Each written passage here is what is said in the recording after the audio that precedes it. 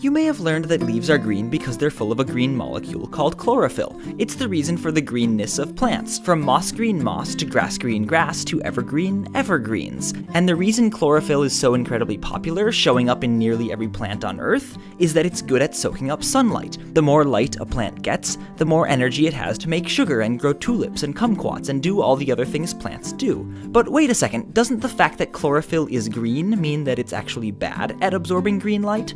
I mean, sunlight is composed of the whole rainbow of colors, each a separate wavelength, and the colors we see when we look at a leaf are the wavelengths that leaf isn't absorbing. That is, they're the ones that bounce off the leaf and reach our eyes. Chlorophyll is great at absorbing reds and blues, but if it were really awesome, wouldn't it absorb all colors of light, green included, giving us a world full of black moss and black grass and ever-black trees? So why aren't leaves black? And since they apparently don't have to be black, what's stopping them from being red or blue instead? Is green just nature's favorite color, or is there something special about those wavelengths of light? The short answer is that we don't know for sure. Some scientists speculate it's serendipity that plants today are green. Long ago, Earth's oceans were filled with purple single-celled organisms called archaea. Being purple, they absorbed green light and let red and blue pass through. The theory is that this minus green light was the only source of solar energy in the deep water below, so bacteria living there got really good at absorbing everything else but green. And the molecule that did the light absorbing? Chlorophyll.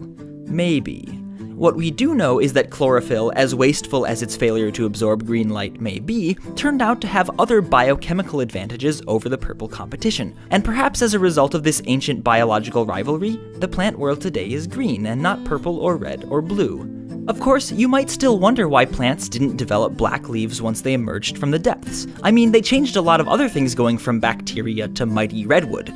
Well, maybe it's simply that nature isn't about perfection, and life doesn't need flawless black to get by, just good enough green. Or maybe plants were even more clever and turned the weakness of chlorophyll into a strength. At some point in the distant past, the ancestors of today's plants settled on a funny green molecule to help them make food using the sun's energy. We don't know exactly where this molecule came from, or why it was green. I mean, black would clearly be better at absorbing all colors of light. However, the fact that almost all plants on Earth are still using chlorophyll's recipe must mean there's more to it than meets the eye. Plants need light-absorbing molecules like chlorophyll to do just two things. 1, capture the sun's energy, and 2, transfer that energy to other components of the leaf so they have fuel to make sugar. It turns out that having light-absorbing molecules that are bad at absorbing certain wavelengths of light isn't actually that big of a deal, because molecules like chlorophyll aren't just on the surface of a leaf, but instead are spread in layers throughout. That gives the leaf ample opportunity to absorb every photon of light passing through. For example, even though molecules of chlorophyll are abysmal at absorbing green light, this layered arrangement allows a leaf to capture up to 80% of the green light that hits it. In fact, if a leaf were to absorb all that green light right at the surface, it could be at risk of taking in too much energy too quickly and suffering the botanical equivalent of sunburn. Another handy thing about capturing the energy in a spread-out fashion is that, once absorbed, the energy is already spread out. No need to transport it throughout the leaf. And that's good because now, the real work is about to begin, using the sun's energy to cook up sugar from water and carbon dioxide. And this is where chlorophyll really shines.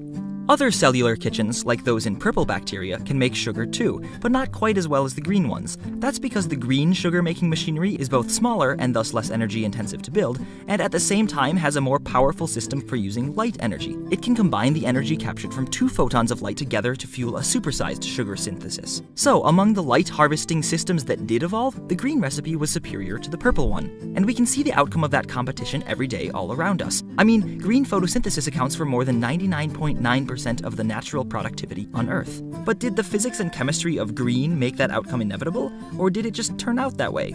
Is there a planet somewhere out there in our galaxy dominated by purple plants? We don't know, but what we do know is that here on Earth, chlorophyll's strengths far outweigh its distaste for greens. And for our planet at least, maybe that's not such a bad thing.